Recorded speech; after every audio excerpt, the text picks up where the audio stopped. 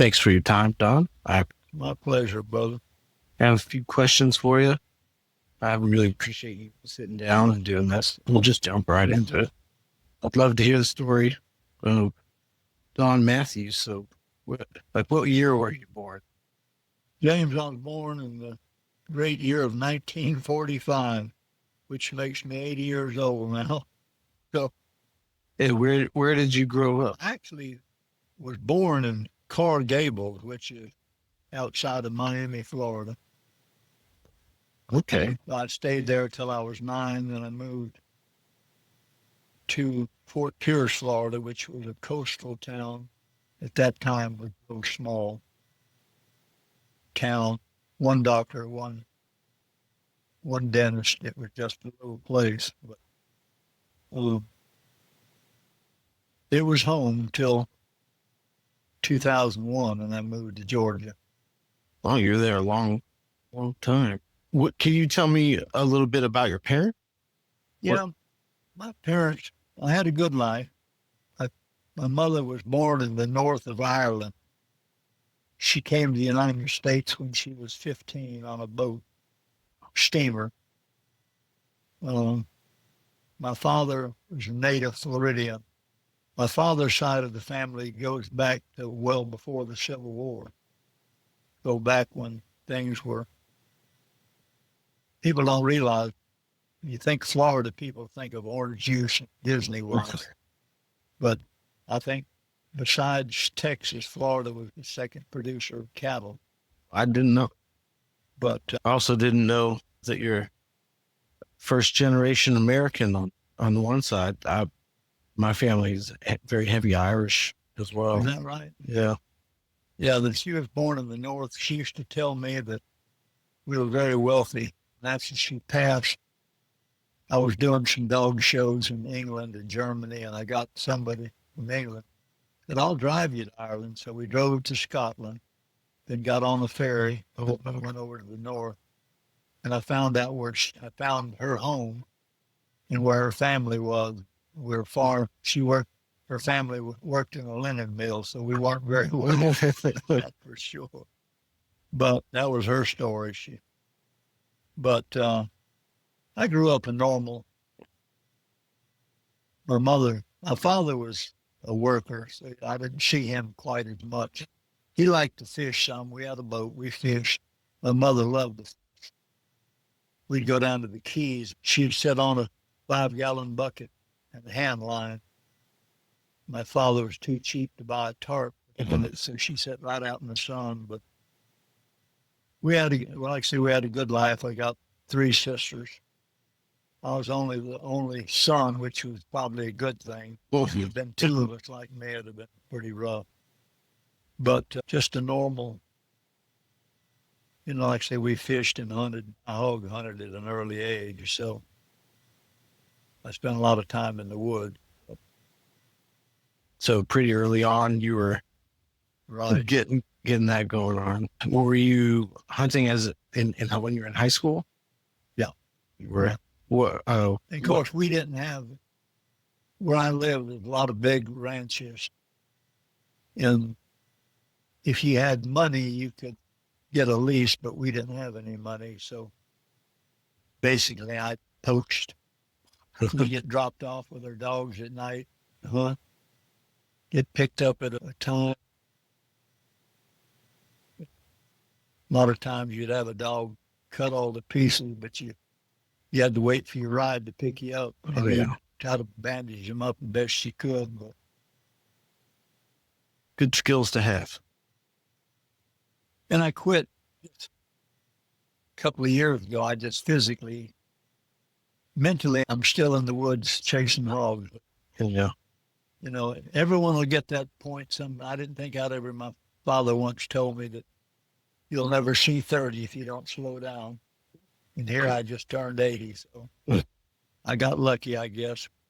After you graduated high school, did you go to college? Did you go to military? I quit. I quit my senior year, and me and 3 fellows joined the military. So I got my GED through the military. Nice. So We thought that's what we needed to do. What year was that? That was 1964. So, right before Vietnam. Right. Yeah. And I ended up, short story, I ended up going to Vietnam in 1966. You did?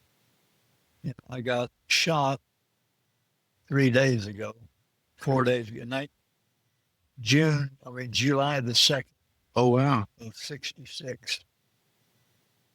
I wasn't there long. I got there in March, got shot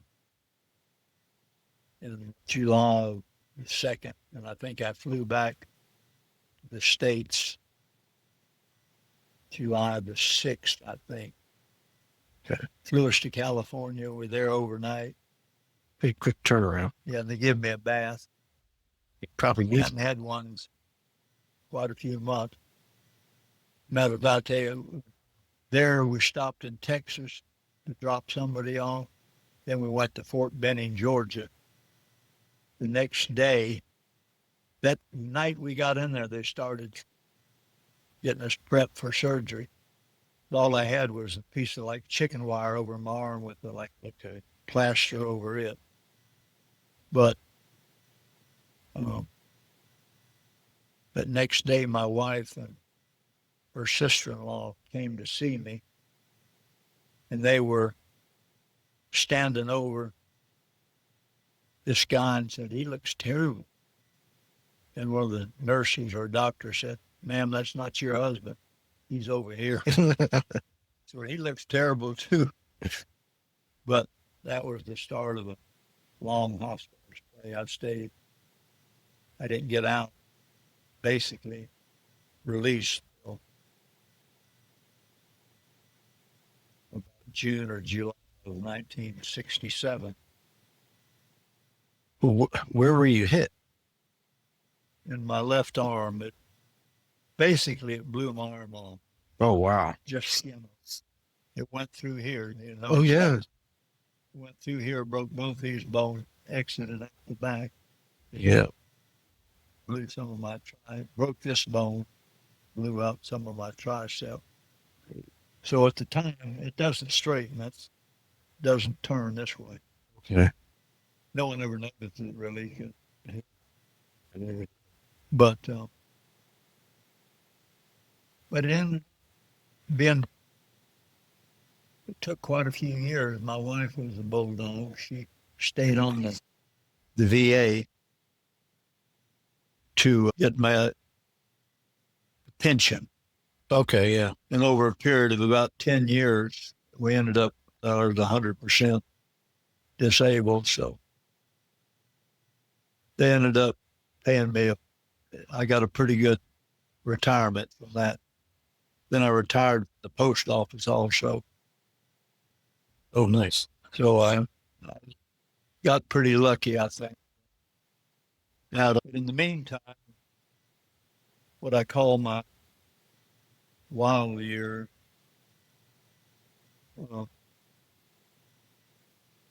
I started out laying block.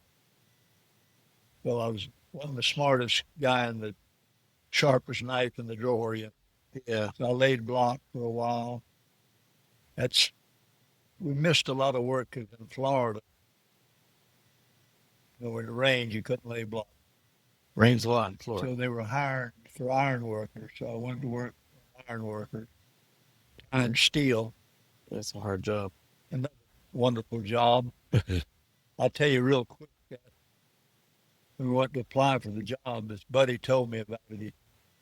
It's union. Did you know what they're paying? I said, no, $5 an hour. I said, where do I sign? Let's go there, Yeah. So I did that for another couple of years. And by accident, during this time, James, I was a wonderful. I drank a lot, chased women, and I just dearly loved to fight. It was like the best. Here's $100 bill, or you can get in the fight with that big burly guy there. Bring him on. So at I was probably about 40 time I grew out of that a little bit. Okay. So I did that for probably close to 20 years. Didn't have a pot PNs, but I was able to buy my first house, and I won it gambling. I won the money to put down on the house, Oh, really? and that's how I got my first house. Tell you, Alan can tell you a story about that. Him and his first wife, and W.C. Bailey and his son came to hog hunt with me, and it was people don't think Florida gets cold, but it gets very cold in the winter. Of course, you're riding on the back of the truck, shining a light for the hog. And Alan said, the coldest he'd ever been. He said, I can't wait to get back to the house. So we got to Don's house. He said, it was colder in that house, no heat. He said, the cracks in the wall, you could throw a cat to a sock. Oh, Next. So that was one of his stories he likes to tell on me. But anyway, I worked post office like for 25 years. We built a nice home.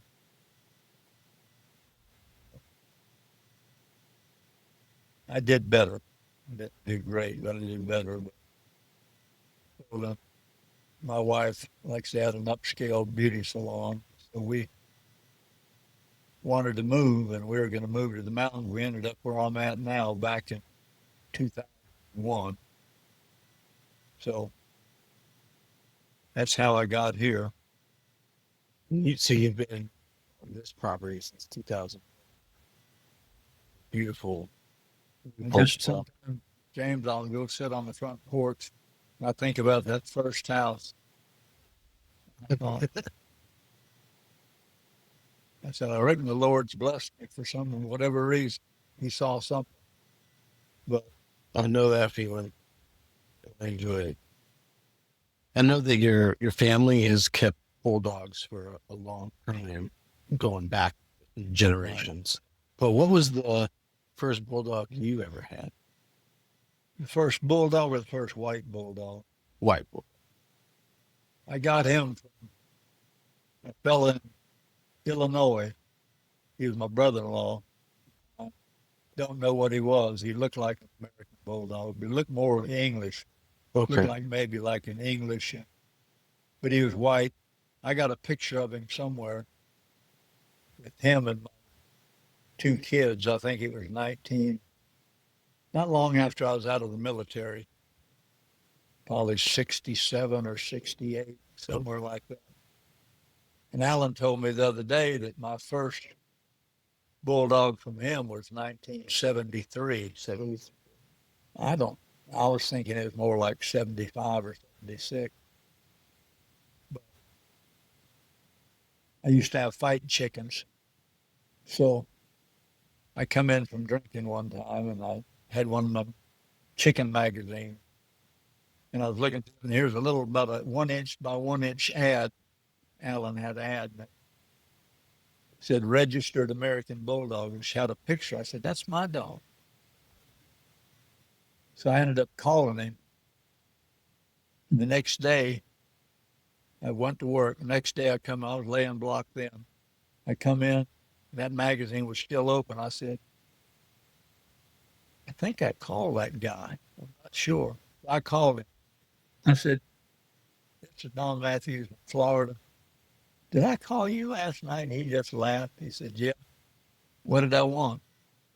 I told you I had two male pups. You said you wanted them. He said, still want them? I said, I sure do. So he shipped them. At that time, you had to make these little wooden crates. Had to screen around for air. Had a little latch. Put them in. That was my first paper dog. I had local white dog. Whenever I'd hear about somebody said, my uncle got them white bulldogs. They weigh 100 pounds apiece. I said, would he sell one? Yeah. So if I had money to buy gas that weekend, I was gone to look at them. Most of them, they were more like 60. Well, like to umbilic. But my father was not much of a dog man. I think it skipped every other generation. My grandfather was, although I never knew him, but I got an old picture sitting on the porch with a bulldog, either a bulldog or a bird dog. He had both. And of course, he was from Florida. He was a conductor on the Florida East Coast. So, but anyway, I think that's where I got my love of dogs. A lot of people have dogs, but there's a difference between someone that's got a dog and a dog man. There's not many dog men, what I call a dog man, that are around, you know. Just because you got a couple of dogs, it means you got a couple of dogs, you know. But I agree with you. That's actually something I wanted to ask you about. To you, what is a dog? somebody that's got dogs for years and years and has a love of his dogs, just like trash. Right. I think the world of that dog, you know. It comes that time in your life, you got things change, you know. For sure. But I think, speaking of trash, he's a good, fantastic representation of the breed. But in terms of type, back when you were getting started, what did the dogs look like? There wasn't really a breakup of the standard and bully dogs officially. no, they were separate. Alan had what he called standard, and then JD had his, what you call them bullies. They were basically, when I went to Johnson's Yard in the 70s, and they looked more like trash. They were more of a hybrid than they didn't get that English bulldog look till later, you know. Right. But the early dogs were, and I used to cut their tail and trim their ear. Um,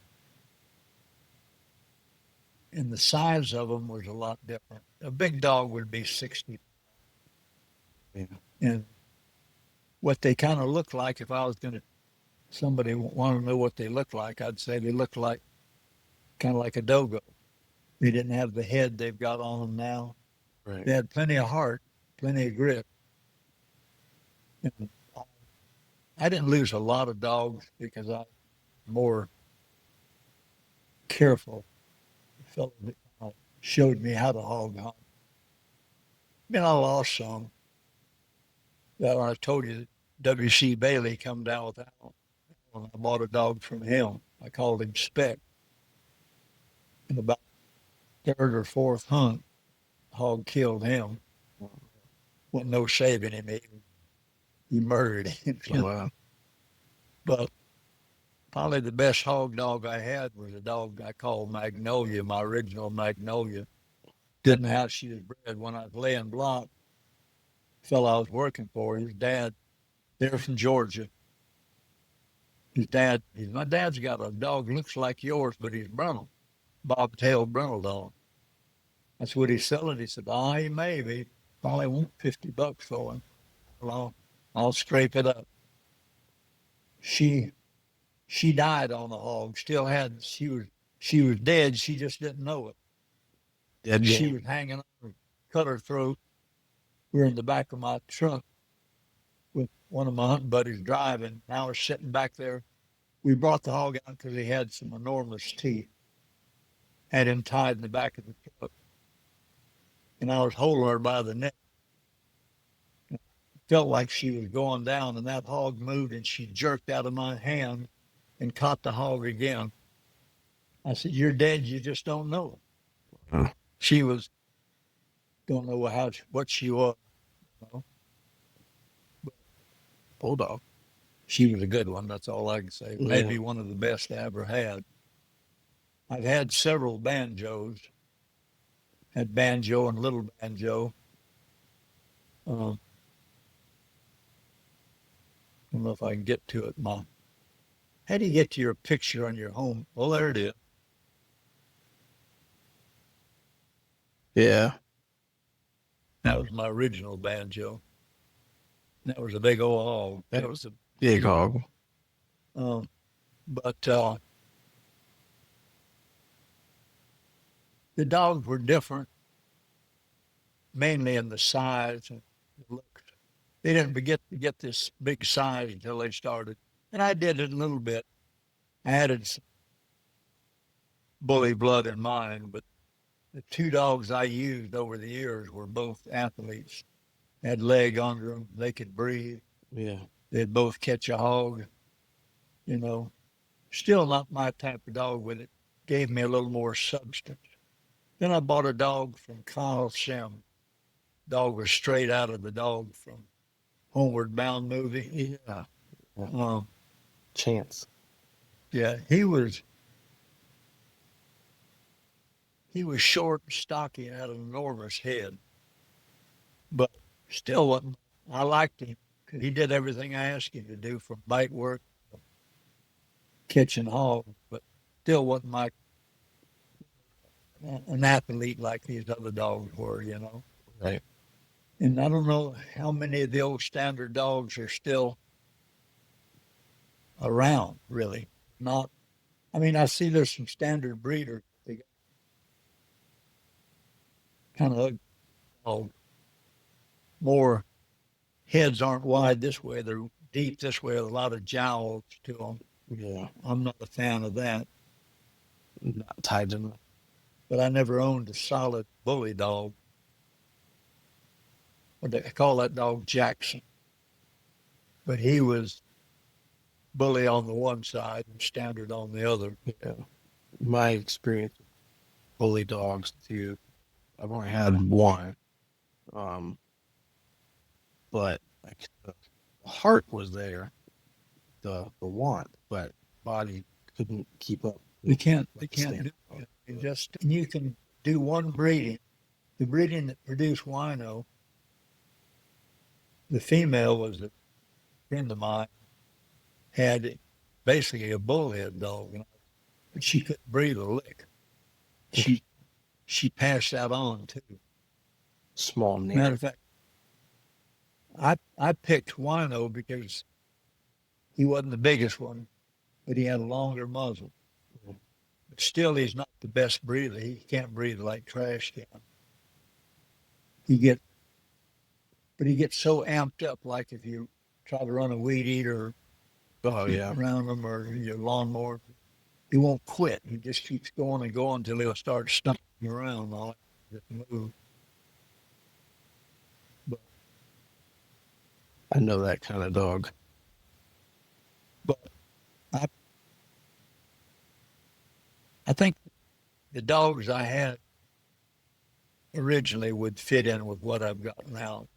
They had a lot of heart. Do you know Johanny? Yeah. Johanny, when he was down in Florida, them Cubans were crazy about it. They'd come up, because I was doing a hog thing where I'd charge them to catch hogs, you know. And Johanny come up and said, "Will these dogs bite?" I said, "Yeah, they'll bite a hog." He said, "How about a man?" I said, "I doubt it. I'd never did anything like that." Right. He got out his whip and a sleeve. Every single one of them bit him right off the get-go. And I thought, well, but I think that's a good point to segue into this question. I know you've kept game dogs before. they had a bunch of. I got the game dog, I guess, maybe in the early 80s. And I was fortunate enough that, well, I don't know if you call it fortunate or not. People, that's terrible, but at the time I didn't. I was friends with James and Shaw and that bunch of folks, so I saw a lot of good dogs in my day. And I had some good dogs. When I got the job with the post office, postmasters, I don't know if someone told them that I had fighting dogs. Didn't say pit bull, I had fighting dogs. He said, "You like your job?" I said, "I love my job, really." But he said, "Maybe a good thing for you to maybe get rid of the fighting dog." Yeah. And interfere with your job at some point in time. I understand. So over the course of the next year or so, I sold them all. And I had a business partner that was a contractor. He had deep pockets, and I did most of the work. And he paid for stuff. But we had some awful good ones. I let all that stuff go to another bulldog. I wish I hadn't. On my old magazine, Yeah. paperwork. He's shown it to people, and I said, I can't believe it. And had this kind of dog. I knew Carver and Crenshaw. And there was a lot of good dog men in Florida and South Georgia. Good one, good as anybody in the country. But they're a wild bunch now. There was no doubt about it. They were a rugged bunch of fellows. I've heard some interesting tales. Yeah, I'll tell you more about them. We're on air. So. Yeah, that's for another time. But I still love them. But the dogs have changed. So much the dogs have changed. People that own the dogs have changed. Once the drug business got involved with anything, it's just the beginning of the end. Yeah. So, but I still respect them. As do I. You'd never catch me around them much anymore. Well, I handle them anyway, but I know what you mean. There's a deep level of respect for those dogs because they're capable of so much. Early on, old timers would come to a dog gathering, may have a suit and tie. Yeah. But early dog, people say, "Oh, were they as game as a game dog?" I said, "Don't really know. I know they'd take their death from a hog. That to me is pretty game. It's Either game or they just didn't have enough sense. If they backed up, they were going to anyway. Because I'd have got rid of. But I didn't want me backing up. Fair. What would you say? Like, can you describe the difference between the standard American Bulldogs and the game dogs, temperament-wise? If you've got good standard dogs, their temperament is pretty close. They've got. I had a fella tell me one time, so, well, there's two kind of bulldogs, ugly ones and the ones that work. Why can't you have both? Well, you just can't have it. Yeah, you can. You can get them. Whether a deep game pit bull may be gamer than American Bulldog. There was a gentleman, he's passed away now. I sent him a keep one time, how to put a dog in shape. Mailed it to him. He was from Chicago. The dog was well known, still well known. Joe Painter. Yeah. I gave him a keep to get his dog in physical condition to whatever he was wanting to do with him. Whatever he did, he won. I don't know what he was competing against or anything, but so they had the ability, not all of them, but I kind of called early on because I knew what I wanted. And if they didn't have what I wanted, then I didn't keep it. Right. And they had to have a heart. If you hunt on an everyday basis, some people that aren't hunters don't realize exactly when they latch hold of a 200-pound hog with 2 inches of teeth, they're in for a fight. And they're going to get hurt, probably. Right. Because back in the early days, there was no tracking collar. There was no cut collars or cut vests like they've got now. They were just someone, how did you keep a track of them? I said, you put your hand behind your ear and told everyone to be quiet, see if you could hear them. They may be a mile away, All that's changed. It's probably changed for the better, because you can know where your dog's at all times. You've got cut gear, cut vest, something you can protect them with. Well, in the old days, you didn't. But if you were smart about it, you're going to lose a dog now and again. I like to say that spec dog I lost on an airboat. If I could buy back 20 years, I'd like to go on one more good hunt. I still got people that invite me, but I said, I can't. I'd be useless for you. All you need to do is sit in the truck and talk to me. That's all I need you to do. But anyway, the dogs then and the game dogs were not that far apart. The only main difference was a friend of mine had some game dogs, and he gave me one. I said, I don't need one of those. He said, this line is real mellow. So I used him a time or two, and he worked. Getting to like him. My neighbor, young boy that used to help me feed up, he brought his dog over, and that bulldog, as soon as he saw him, I guess because it was a strange dog, he hit him wide open. I got an axe handle and thought I killed him. I knocked him out, but when he come to, he staggered around, shook his head, and hit that dog again. I said, no, you got to go. Yeah. The good standard dog do pretty much what the pit dog would do, a little more controllable, I'll put it that way. That tracks. Yeah. A little more clear-headed, maybe. Right. Be a better way to put it, more clear-headed about what you wanted. They would. Now, I've hunted with some good pits, but they weren't American Bulldogs. I hear you.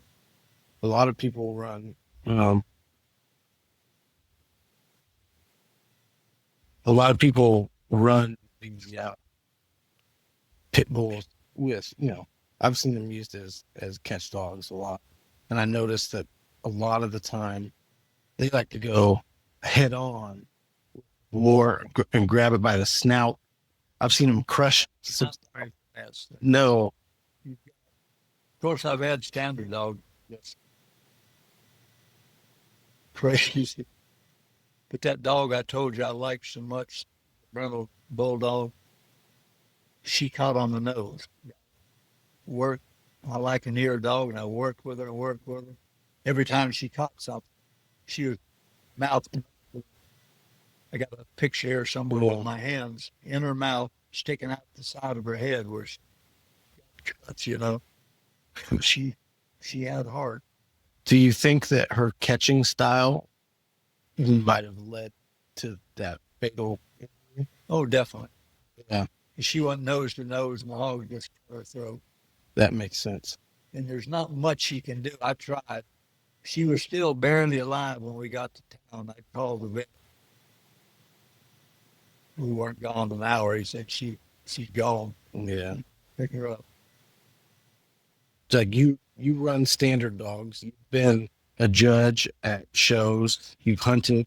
You've done man work with your dogs. You've kept these standard dogs longer than anyone else alive, maybe beside Alan. Right. To you, what is the essence of a standard dog? Like, what makes a good standard dog? Good standard dog to me was one that you could, number one, listen to you, do everything you require. You want him to catch a man. If you choose to go that way with him, he can do that. Or he'll catch a bad boar hog, which you can bring him in and your grandkids can sit on him, pull his ears. There's still some of those around. Much as there used to be, I don't think. Of course, I didn't get into any bite stuff when I was younger, which is probably good.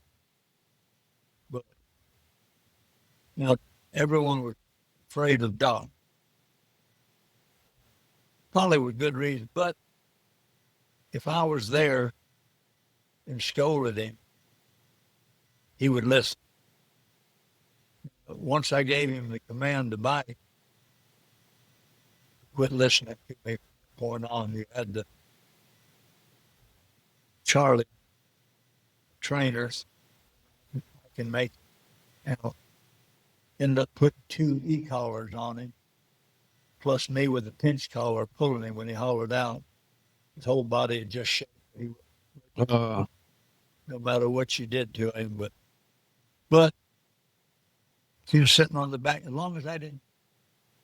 And they used, it's, a lot of these trainers and dog people use all this German language. So, do I have to use? It's an American bulldog, not a German bulldog.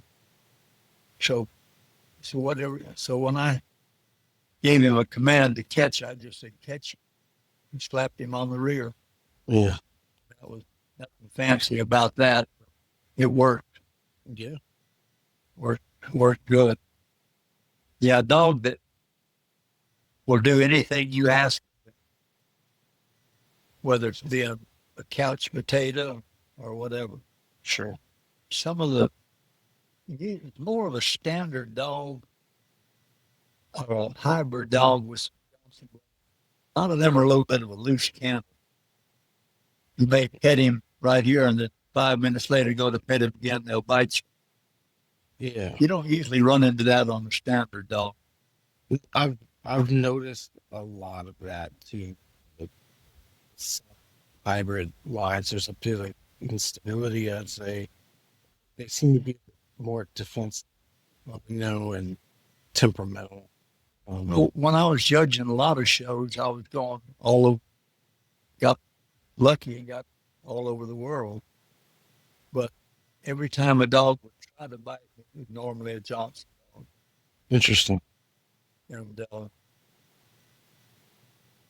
even in the States, the same thing. Early on, when the shows were really big, like the Heart of Dixie show one time, it was 225 dogs. Wow. When I judged some of those, I thought, my gracious. I think Alan had something like 175 one time. But I was a little more agile then, so I was able to, I could read dogs, tell them whether they were looking at you a little hard, looking how their ear set was, how their tail was. So I was able to get, the worst I got bit at the dog show was at the motel.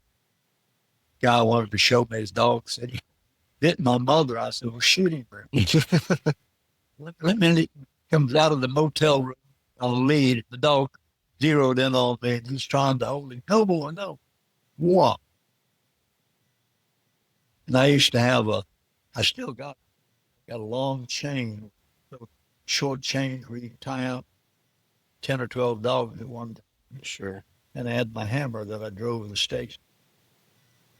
And I instinctively, I reached and got that hammer. I was fixing plow that one. That guy was hollering. I thought, I kind of come to my sense. I didn't do it. Ended up having to put the dog down and attack mother again. But bad. Should have been done way before that. But a lot of that stuff comes from the way that people raise. They're not a poodle. No. They're not a Shih Tzu. You got, that's like my granddaughter was walking trash. She said, he won't walk from me. I said, put that pinch collar on him. I showed her how to put it on him. Give you a little slack in the lead. Tell him to heel. He knows that. He'll remember it. If he starts to pull, just pop him. She said, oh, he's walking perfect now. Yeah, they're not dumb. You got to, but some of the people that own the dog are the stupid ones, not the dog. It's It's a lot of it. Yeah. But still, I would trade them for, when I get to where I just can't walk out to where my dogs are at, I get rid of the last dog. It's going to be hard on me because I've been feeding these dogs for over 50 years. It's not going to be easy. I'll have to find, of course, I got plenty of grass to mow. Yeah. I don't know. Yeah. Um, a lot of people associate you with the black dogs, Right. but um, you have a Jesse line too, and Jesse was a hog dog. yeah, Jesse was off of Hank, and the dog I had at that time called Junebug, which had some black blood in her. But I let Blake take Jesse. He said, I don't know what it is. He said, every time I take Jesse, it's 200 pounds on. Don't ever catch any little ones. He said, you plan on breeding? I said, I'd like to. He said, I better bring her back. When he brought her back, my grace, she was cut from the middle of her chest all the way up the side of her head behind her ear.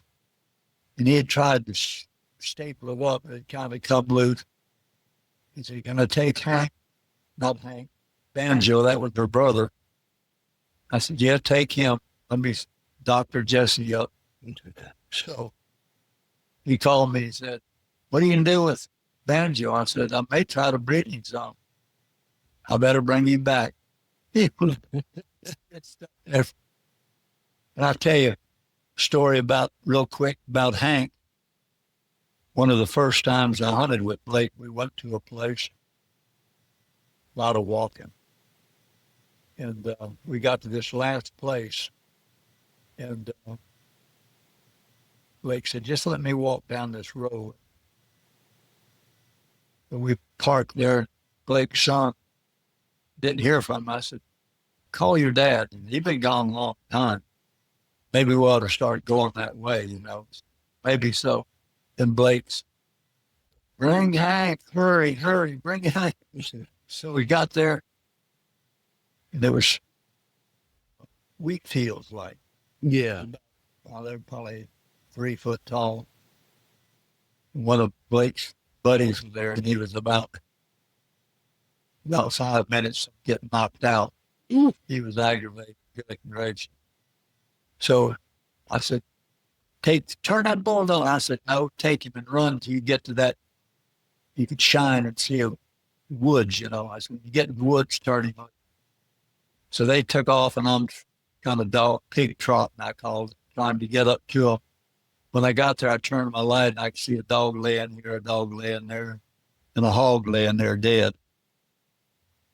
I said, where's Hank? He's right there. He said, one of the dogs was Blake's son's dog, his first dog that he raised. Wow. Dead as a hammer. Hog had killed him, 2 or 3 others laying there twitching. And he said, he said, well, I could hear him coming. When I shined the light, he came and jumped a log, just plowed that hog, anchored him, and I knifed the hog and killed him. But when he brought Banjo,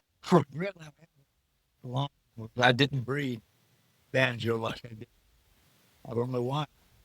I thought the other day, why didn't I breed him? I bred him one time and he produced good dogs. I don't know if any of that stuff's still around. Whoever gets these 2 dogs that are leaving here are going to have plenty of Jesse blood. She had a lot of heart. Yes, he did. Yeah. I hear a lot of good things about She Jesse. she was a real dog. Art- Dog, but back to your question about the black dog. I saw my first black dog when I was with this boy in airboat.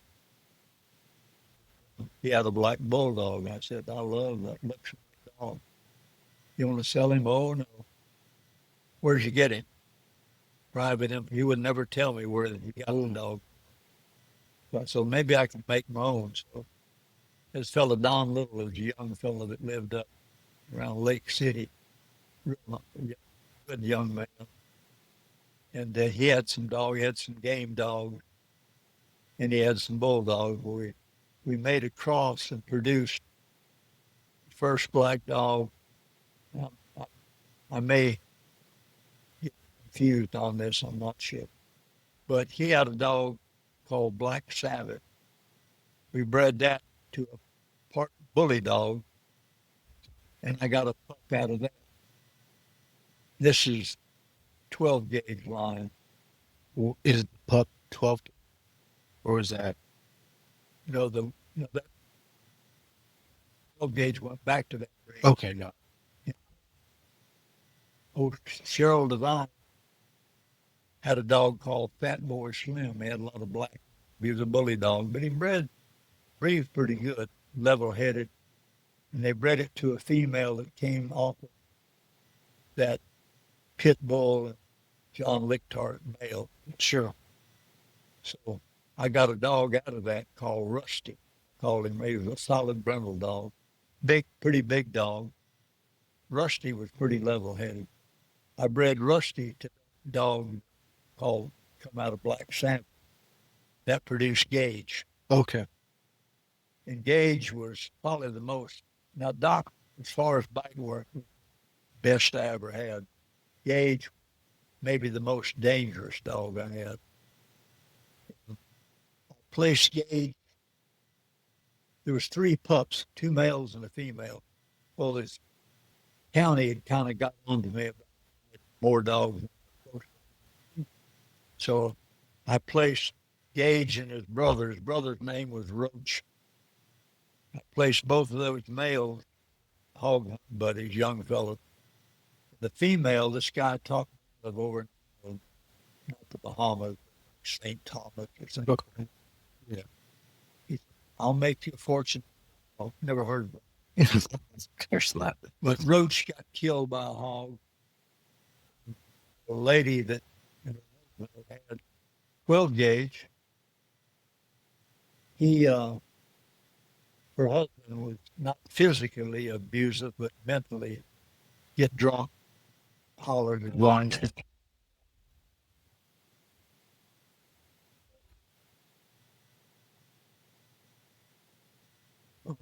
See, 12 gauge, he had a wife and a daughter.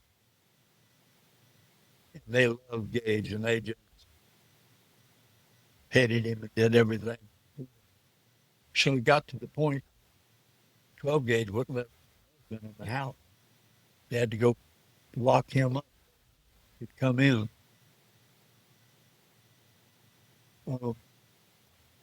So part of the deal was if they ever got rid of him, I'd already moved up here. She called me. She said, he's going to have to go. My threatened to shoot him. So I called a friend of mine. I said, go by and look at this lady's dog. He's a black male. Tell me what you think. So he calls me after he won. He said, you're not going to like him. He said, I'm making use of him. No, if you liked him, he wouldn't have said that. Right. So I called the woman. I said, I'll drive down to Florida, pick him up. So when I get down there, she pulls, and all I had was a wire crate. And he's just giving me the evil eye. So I said, just walk him up here real slow. He was walking beside her. When I got a little closer, he got right in front of her and just rolled them lips back and showed me them big pretty teeth. I said, I tell you what, why don't you put him in the box for me? I had him strapped down. She loaded him up, give me all the paper, and said he was 107 pounds. Ooh. The vet scale. And I looked at him, you could see his ribs. And he had a monster head on it. So I said, well, about halfway I had to stop, get gas, and I went and bought a hot dog. I stuck that hot dog up there and he hit that wire. So I got home with him, and my youngest boy was staying here then. I said, let me call old Chris Thompson. He used to have Bulldogs, but he imported dogs from Belgium and Germany, and they'd put the final trade and sell them to the police department. Sure. So what can I do with the dog? Just don't feed them. I said, for how long? For however long it takes. The crate on the back porch, and I'd go and sit down. He'd chew on the wire. I wouldn't look at him, wouldn't look him in the eye. Didn't feed him. The next day, he wasn't growling quite as bit, but he was still growling. I went out with the hot dog, still growling. No feed that day. So the next day, I went out with a hot dog, doing like this, and I could hear his tail wagging. I think he was ready to come out. So I came in the house, put on a Carhartt jacket, thickest thing I had, and zipped it up. So if when he bit me, it wouldn't hurt so bad. And I took the hot dog, my lead, and I opened the door, and he went getting a piece of the hot dog, and I snapped. We just kept walking right on the porch, right out. And he just looked and stared at me, but he wasn't growling. So I got out there and I was talking to him. The boy had a more hot dog, and I hooked him to a chain. He'd never been on a chain before. He was fine. That evening when I went to feed him, he was just snarling and growling. I ended up getting a dog bowl and I drilled a hole in it and put a rope in it. So I'd put the feed in and I'd push it over with a stick.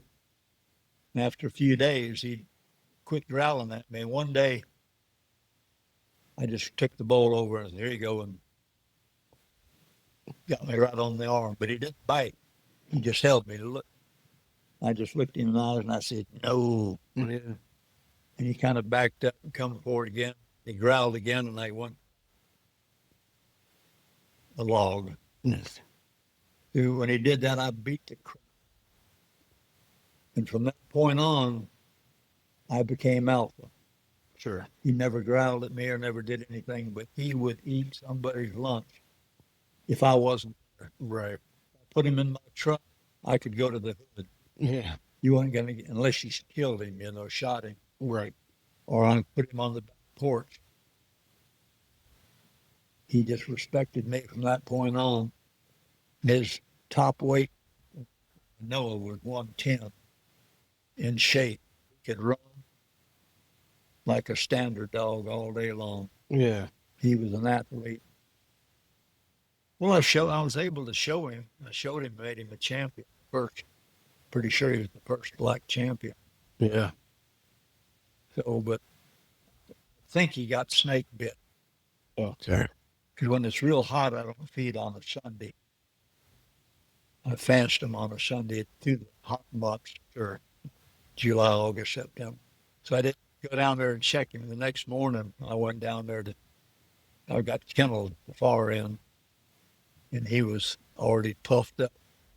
I don't know, bit him or he swelled up in the choke chain. Sure.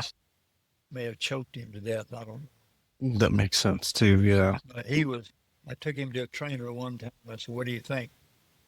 He said, "He'll do it." He said, "But if you want my advice, don't do it." He said, putting his sleeve in front of him, but he's not looking at it. He's looking right in my eyes. He wants to bite me, the sleeve. I'm just putting the sleeve in his way where he has to bite, but he's looking at me the whole time. But then I got Crow. Crow was related somewhat. Crow was a smaller dog, more of a standard-looking dog. Wino Crow, but bigger. Crow was 70. I say only, that's still a good dog. I put him down when he was 13. That's a good one. Because he got where his life was at that point. He couldn't hardly get up anymore. Yeah. Crank up the truck, and he'd get up and want to go and pull. He'd want to get in the truck and go with it. They'd both catch a hog, by the way, but Crow was a little better at it. Gage, crush. He could bite so hard. I had barrels that I make dog houses out of. He would chew one of those. So wow. my son was doing air kits work and got some metal we put all around it. He was chewing on. He could hard. I think from the James dog. I Oh, don't yeah. think. That makes sense. Definitely bite above their weight class. And then you get a dog that big. Here.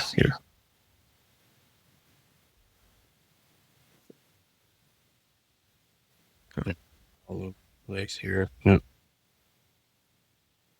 Follow the conversation naturally.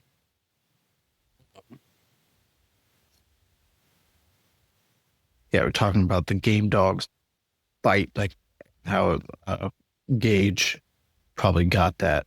That probably, there's no secret. I never kept it a secret. Pit blood in my black line. Sure. But, that started 30 years. Right. Not like it happened yesterday. Okay. So because I was still living in Florida, I did that probably, just guessing, maybe 1995, something like that. Yeah. And I had seen before where you had said it was a people really like to dispute this part of it.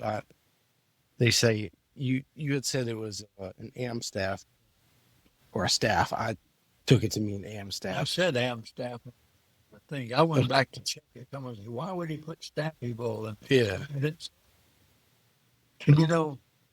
I guess I can say it now. I was talking to Don a couple of years ago. He was telling me how his life was going, and we were talking about them breeds. He said that wasn't an am staff. Right. It was a game bred pit. Yeah. Telling people it's an am. Because he was doing bike work. Sure.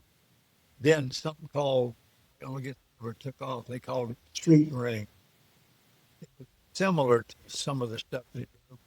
Okay. It was more bike work in the house, in the car, Like real life scenarios. real life scenarios. Right? Yeah.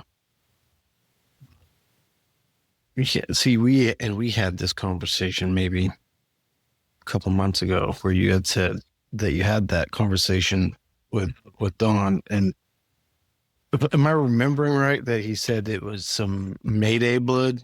Something like that. I think he's at Mayday or down from Mayday type blood. Right. And I didn't think Mayday blood was that old. I think it is more. Sure. Because I got out of the pit dog probably early to mid 90s, maybe. Okay. So,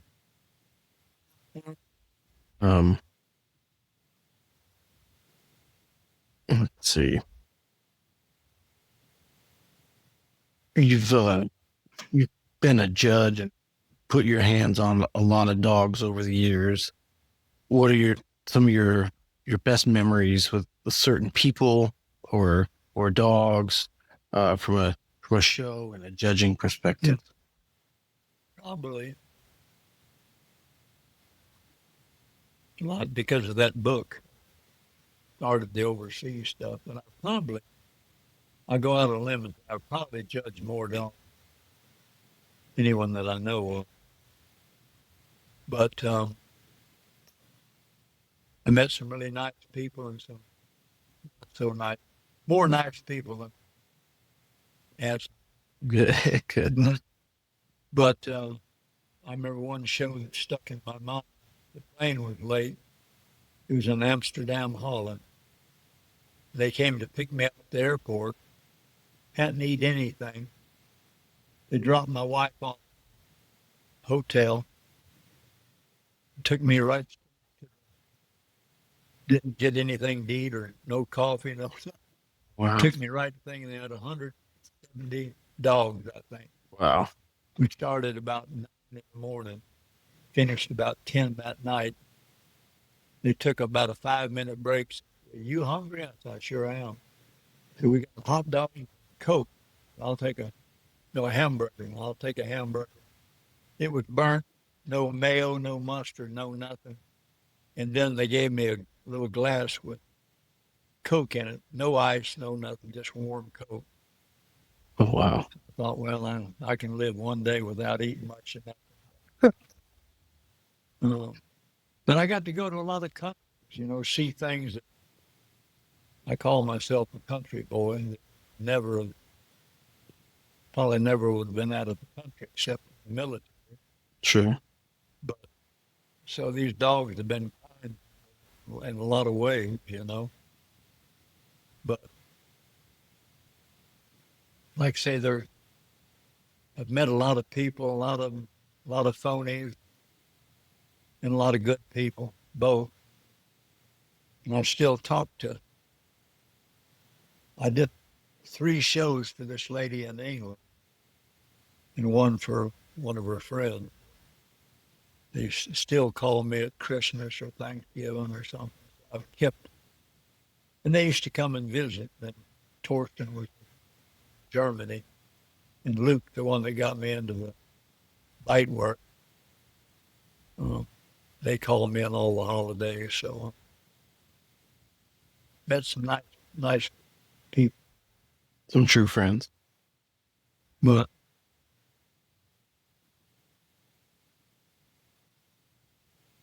and I think I've told you this before. A lot of dogs that I've personally seen and put my hands on have become kind of famous dogs. And I always say they didn't become famous till they died. Sure. So they couldn't see what they actually. A lot of them were just outright curs, but they die and somebody gets some of that blood and they pump it up on the internet. People said, "Oh yeah, I heard he was a bad dog. He was a bad dog, but not the way you think." And a lot of dogs like them doesn't mean that they can't be a good dog. It's what kind of dog, Sure. the type of dog I like.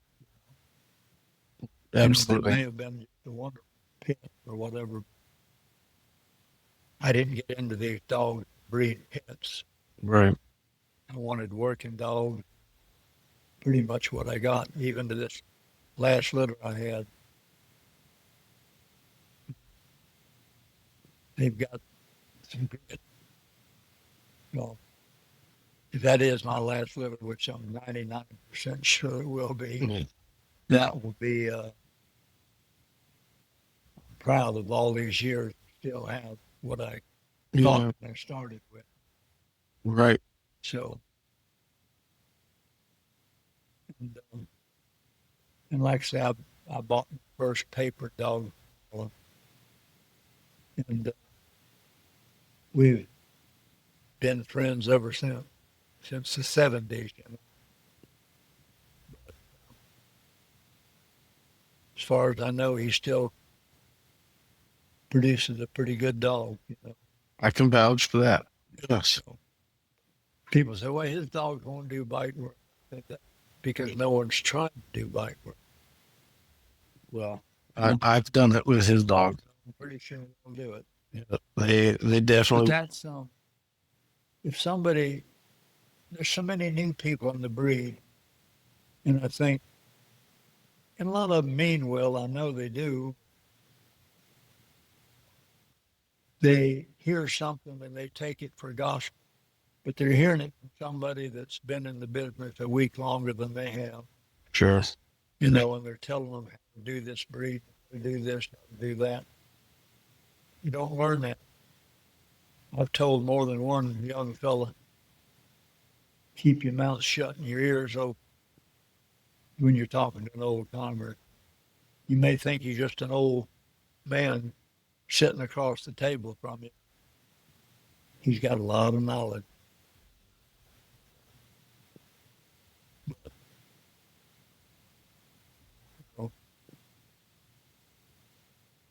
Yeah, that's.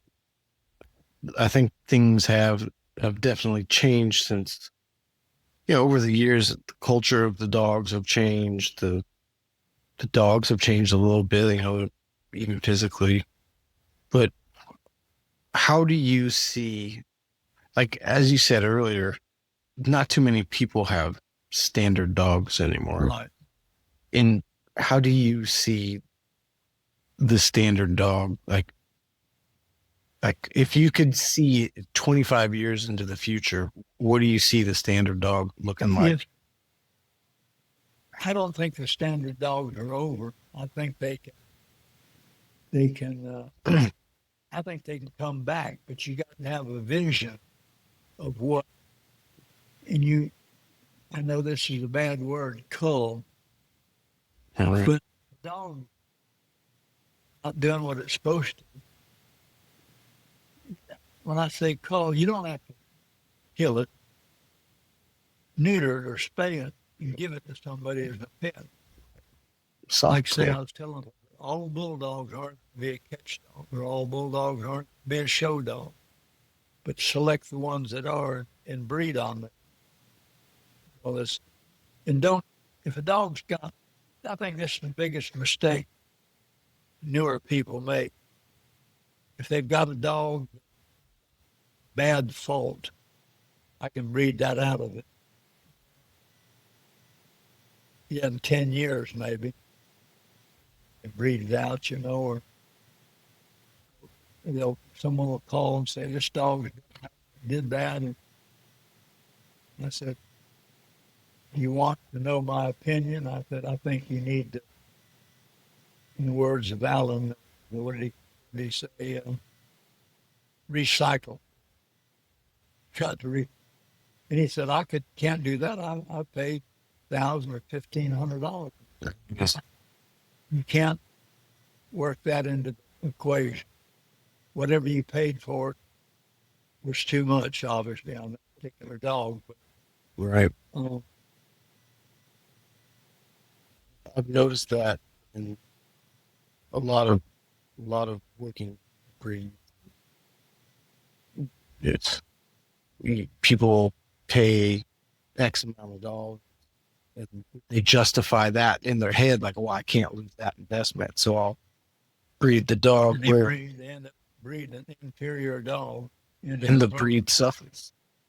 If you get enough, well, I say, I'll call him a hardcore dog man that's going to stick. Breed can save itself. But if you, like when the AKC people were pushing to get them registered with AKC, I thought, people called and I said, absolutely not. I would not do that. Look at all the breeds they've ruined. Right. I said, if I've got to vote, I vote again. And I think there was a group pushed through on it. And I guess they got them okay. If they have any shows, they don't know. I don't know. But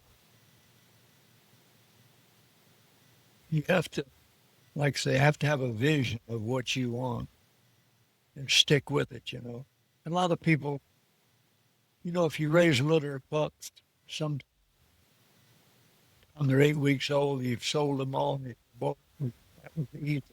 Other times, it's not so easy. So you got to weather the storm, Right.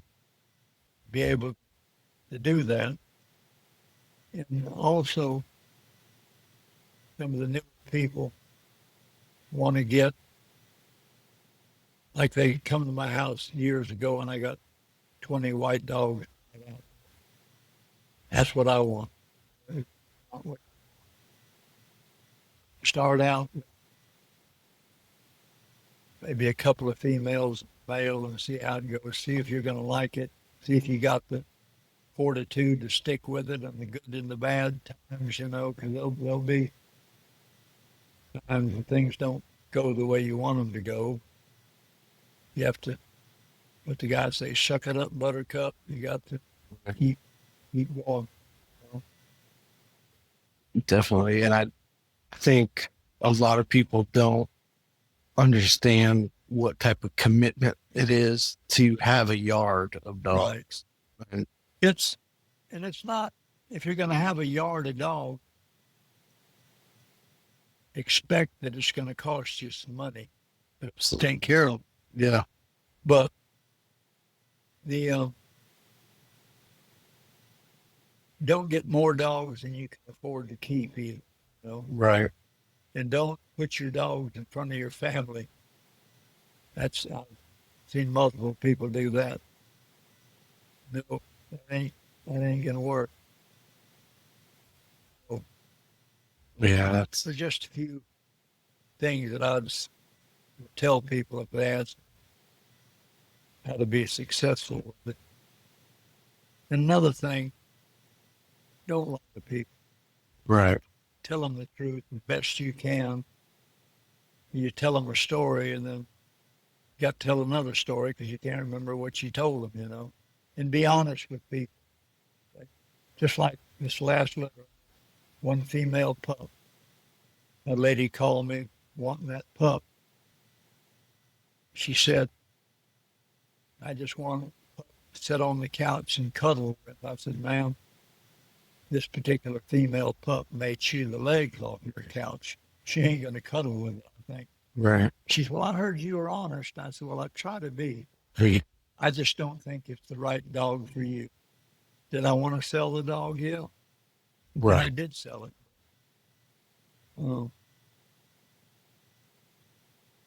You can't sell a dog when you know it's not the right place for it to go. Right. My dogs are pretty driving. They've been that way for a long time. And they may not be for everybody. But it's not all the dogs, people. You have to raise the dog the way you want it to be, you know. You can't just say, well, I got a Confederate kennel dog, so I don't have, it's going to do this. It's going to do whatever you train it to do. Right. Maybe a little harder to deal with, but they'll do it. They can, like I say, I could bring Doc in the house, tell him to get up on the couch, and he'd sit there. Right. Don't come in the house. But you can get them to do, they'll do anything you want them to do. They're a smart breed. Like I say, like I told you before, the dog's not smart enough. It's just the people aren't smart enough. Right. So,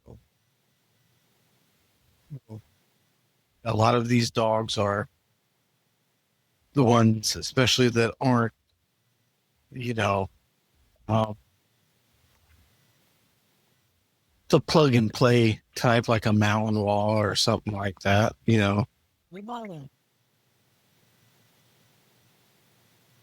they're not a Malinois or a Dutch. They can be. You get the right one, I think, match up with pretty good with one. Absolutely. Yeah. I think he may have been I think I told you about the German Yeah.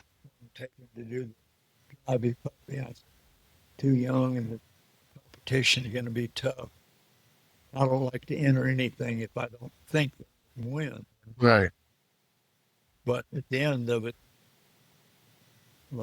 12, 14 dogs, Richard walking around with the sleeve and 3 months old and he's hanging from his sleeve. He said, here's my winner, you know. Yeah. So he was, and Luke saw that in the dog. I didn't see it in him. Interesting.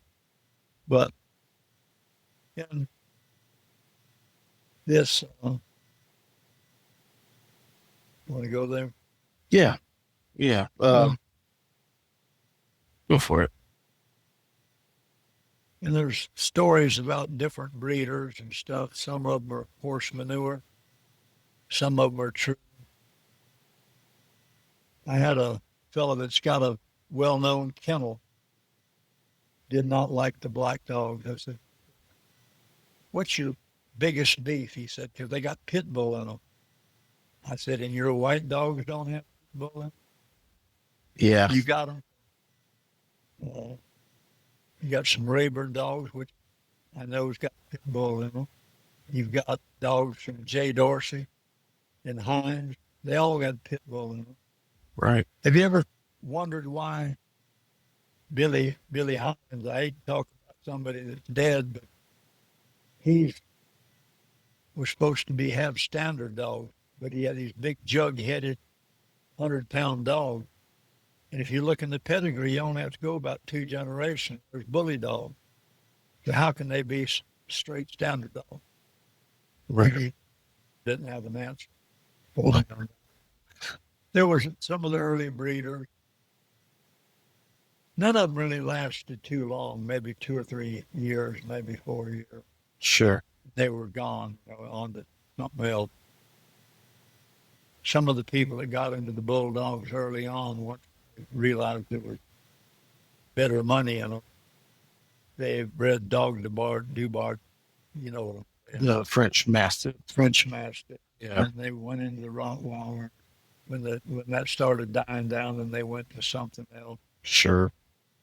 To me, that's not a dog man. The dog man sticks with what he's got. He's got to love what he wants, or he wouldn't spend all the time and effort into raising them, or working with them.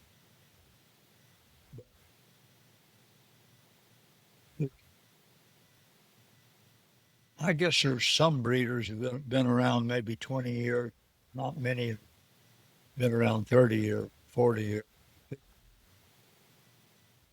Keeping them going. I can think of two. That's you and Alan. That's it. You get some that have been in it 5 years, but they're experts on how to breed, how to select, how to do this.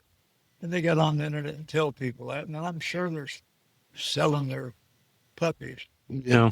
Because people go on the internet and say, oh, yeah, oh, so-and-so's got the stuff. All you can do is ask him. He'll tell you. I've never really advertised much of anything at all until the last year or so, when I was trying to thin my dogs out. And I started with what I had, I thought were all good dogs. I kept my favorites kind of here towards the very end.